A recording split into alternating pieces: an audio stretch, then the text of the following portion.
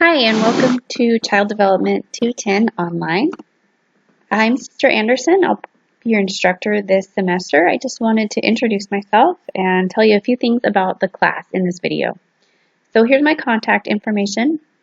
The best way to get a hold of me is just through email. I check my email regularly, so I will definitely get back to you as soon as possible. Almost always within 24 hours unless it's on a weekend or a holiday or something like that.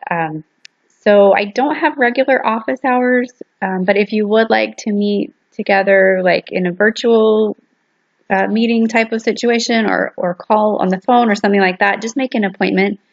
But most of the things that we need to discuss can just be resolved over email. We also have a questions and conversations discussion board that you can use to ask questions. So if it's something that would pertain to the whole class that could be beneficial for everyone, you can also use that discussion board to get a hold of me. Just some things about online learning in general. I have definitely been in your shoes as the online learner. I got my master's degree online, so I've been a student in an online class as well as the teacher.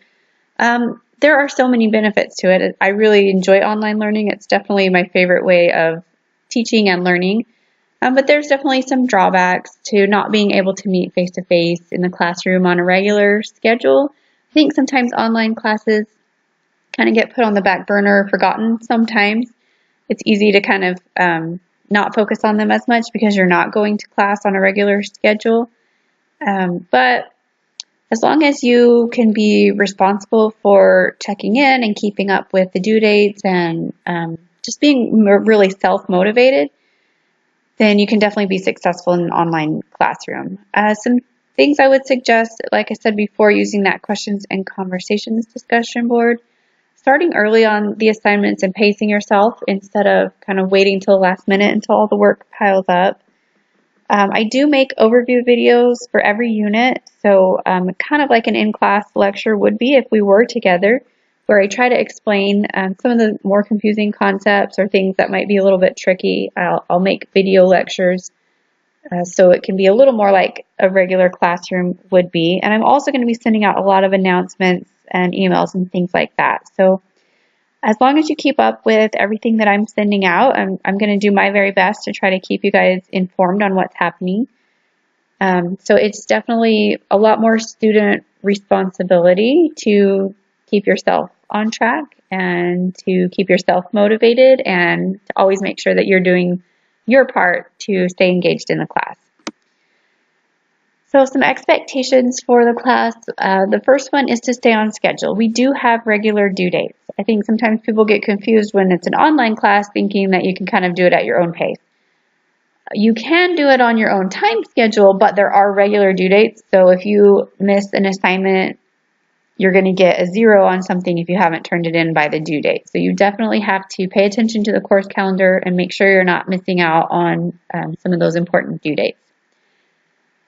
Being nice on the discussion board, we have several opportunities to interact with each other on the discussion board. I would just ask, just like if we were in a face-to-face classroom, just be respectful of other people's opinions. I've never really had a problem with that, but we do talk about some kind of controversial topics, so it could definitely lend itself to that. Just making sure that you're being respectful of everybody and their opinions. Being honest in your work. This is something that unfortunately I've come across pretty much every semester that I've taught. Is just an online class. It's kind of more tempting, I guess, to kind of just do a Google search and copy and paste your answers. I've taught this class long enough that I can pretty much spot when you're doing that. Hopefully it won't be an issue. It hasn't been a huge issue in the past, but I've definitely had it happen a few times where plagiarism has come into play, and I do take that very seriously, and I will just want to make sure that everybody knows I'm watching for things like that, and just as long as you're doing your own original work and you're answering your questions in your own words, you'll be just fine. Just be really careful about copying and pasting from websites. That's one of the biggest academic honesty problems that we see in our online classes. Also, using academic writing is important. Sometimes you might be trying to do an assignment on a phone or a tablet or something, and those little shortcut words seem to make sense in that aspect. But this is still a college class. We do still expect complete sentences, proper grammar, just your best work. So no abbreviations. Please always use punctuation, complete sentences, things like that. The late policy is that it's for 2 days and it's a 10% deduction for each of those days. There are a couple of exceptions. That would be discussion boards cannot be turned in late because those need to be interactive, and also quizzes cannot be taken late because they are automatically closed down through iLearn, and it's just more difficult to go back in and reopen those later. So quizzes and discussion boards are not accepted late, and for the written assignments, it would be 10% for 2 days. And then after the 2 days, I don't accept any late work beyond that. So if it's been a week and you've missed the deadline, unfortunately, you're just going to get a 0 on those assignments. And I do have more information on the late policy in my announcement section on iLearn. One more thing is that I do not offer any extra credit. It's also quite normal to have students ask me kind of towards the end of the semester when it's starting to, the grades are kind of solidified and you kind of see how you're really doing in the class. Students will email me and say, how can I bump up my grade? Or what extra work can I do to bring up my grade? And my answer will be, unfortunately, there is nothing you can do at that point. So I'm not going to offer last minute bonus points for an extra assignment or anything like that. So the best way to get a good grade in the class is just to turn in quality work on time, every time, throughout the entire semester. For technical difficulties, this is something that is not really my expertise. So I have the information here for the online support office. So sometimes people have trouble submitting their files with the correct file types and computers not being compatible with each other. Like I said, I don't really have very much technical expertise in that type of thing. I'm not really a computer person. I'll do my best. If I can get the answer, I will try, but the online support office will definitely be a good resource if you're having technical difficulties. Please just email me and let me know what's going on if you're having computer problems, just to kind of keep me up to date. It's not going to be an excuse to get, be able to turn in your assignments late or, something like that, but I just need to know what's going on. And if you're having some kind of emergency, of course, I'm always flexible and willing to work with you. 2 more things would be to not wait until the last minute, because if you have 5 minutes before the due date and then your computer crashes, then all of a sudden it's a huge emergency. Whereas if you would have done it 2 days before the due date, then you'd have plenty of time to get it worked out and you wouldn't be in a panic. So if you can give yourself a little extra time, it really saves a lot of stress. The other thing is to back up your work. So in this class, you're going to be working on files and assignments kind of throughout a long period of time. So you're going to be like answering a few questions, saving your file, and then like coming back to it later. So that kind of lends itself to work kind of disappearing. Sometimes people lose their file or something happens with their computer and then they've lost all their work for the unit. So be sure to back up your work. You can save it to a flash drive, something like that. You can save it to your Google Drive or a cloud or somewhere where it's online. You can email it to yourself. There's lots of different ways. Whatever works best for you is fine. But as long as you have a backup copy, so that way if something happens to your computer, you have your work saved somewhere else. Okay, so an overview of how this class is going to work. Child 210 is a little bit different from the normal schedule that you are probably used to. We do not have weekly due dates. We go by units, and the units are 2.5 weeks long. So each unit will contain 3 or 4 chapters.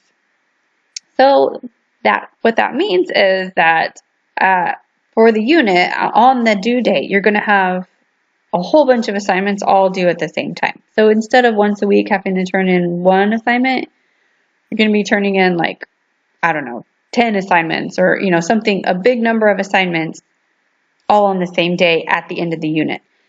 So like I said before, it really works best to space that out. Don't put it off until the due date is tomorrow and then you decide you'll open up your class and start trying to work on it.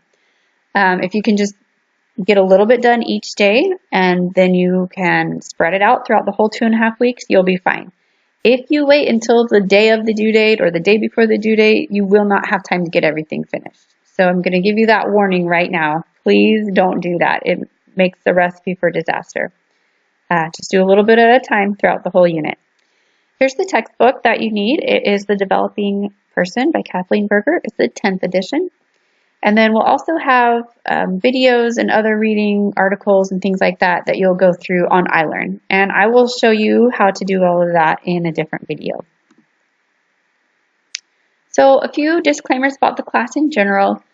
I am the teacher, but I do not write the questions. So how BYU Idaho chooses to do their curriculum is that a team of course designers are on campus and they come up with the class. So that way every section of each class is the same. That every student that's in Child 210, no matter their teacher, is getting the exact same class materials, questions, and assignments, and all of that.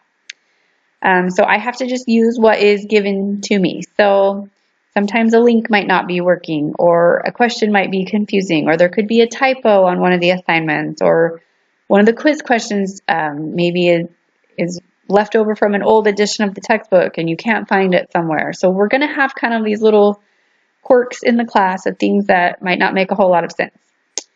So I ask for your patience when these things come up. I do my best to try to fix them.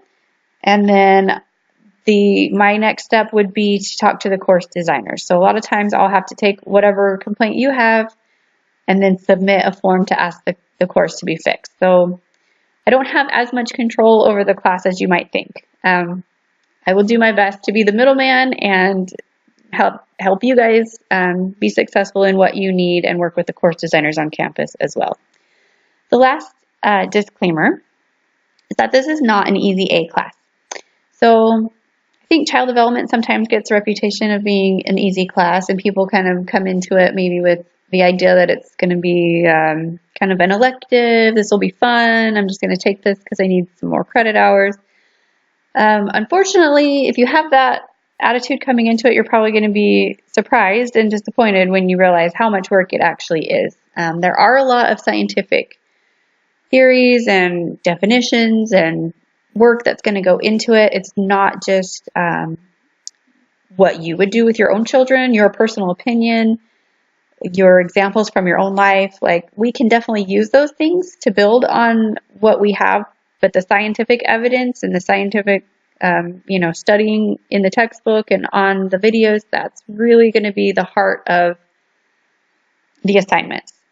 So as you're answering your questions, I do actually love to hear your personal experiences, and some of the questions will ask you for a personal experience, and that is great.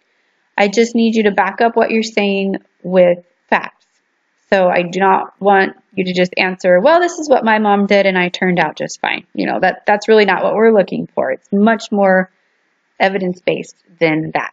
So be prepared for a lot of reading, some concepts that are higher level, maybe things that you wouldn't have necessarily thought of in your own life, but definitely keep your mind open to learning new things and basing it off of research and scientific evidence. Okay, so this is the list of assignments, and there are a lot. Like I was saying, every unit, 2.5 weeks, these are going to come due every time. So just keep that in mind as you're making your schedule of how you're going to use your time in the class. So you're going to go through the reading in the textbook, and you're going to be watching videos on iLearn as you do that. You'll have a journal that you are working on during the whole unit. So again, I don't want the word journal to make you think that it's just your ideas or your opinions. There are definitely right and wrong answers to a lot of these questions that you're going to have to find correct answers, not just, well, this is what I think. So in the journal, you're going to download the journal file at the beginning of the unit. Then you're going to be answering the questions as you go through the content section. And you're just going to be saving it and keeping it throughout the whole unit. And then once you're finished with all of the chapters for that unit, then you turn it in at the very end. So that's why backing up your assignments is very important. You will have reading checkpoint quizzes for each chapter. So once you're finished with one of the chapters and you've done the journal entries for that, then you'll take a quiz on that information. So that's going to be for every chapter. So you'll have 3 or 4 of those in each unit. Then we have an assignment called Dear Abby. So this is where there's going to be a question about some kind of child development concept, and you're playing the role of the expert. So you're going to be giving your answers based on those expert type of opinions, those expert type of evidence that we're looking for. So you're using your textbook to answer the questions, not just your own opinion. Be really careful on this assignment. There's a lot of specific instructions. You need to be careful about your word count. You've got to use page numbers to show where you got your answers from. You're going to be answering 3 questions for each chapter. So there's going to be 9 total for each Dear Abby. So just read those instructions carefully when you're getting ready to do the Dear Abby assignment to make sure you're not missing anything. Then we have an observation and development. So you're going to be answering some questions about some videos that you'll be watching. And then we also have a discussion board for every unit. And then the final is comprehensive over the entire semester. It's open book and there's no time limit. So it's not anything to stress too much about because you can literally go through and find every answer in the textbook as you take the test. Just make sure to leave yourself plenty of time when you're doing that. You can use your notes and your textbook, so just take good notes throughout the whole semester and you should be just fine on the final. I do have a document called Grading Guide that's up on the announcement section in iLearn that gives a lot more detail about what I'm looking for when I'm grading these assignments. So be sure to check that out so that you can do well and you'll know what I'm looking for. The last thing that I want to talk about is building faith in the Savior. So this is one of the most important parts of how we learn here at BYU Idaho. I love being able to teach a child development class because there are so many concepts from child development that just lend themselves beautifully to the gospel. Because the plan of salvation is all about families, and so in a child development class, there's always going to be opportunities to bear testimony, to use scriptures, to use music, just a lot of great opportunities to bring the Spirit into our classroom. So hopefully we can do that this semester as we learn. So that's it for this intro, and please let me know if you have any questions.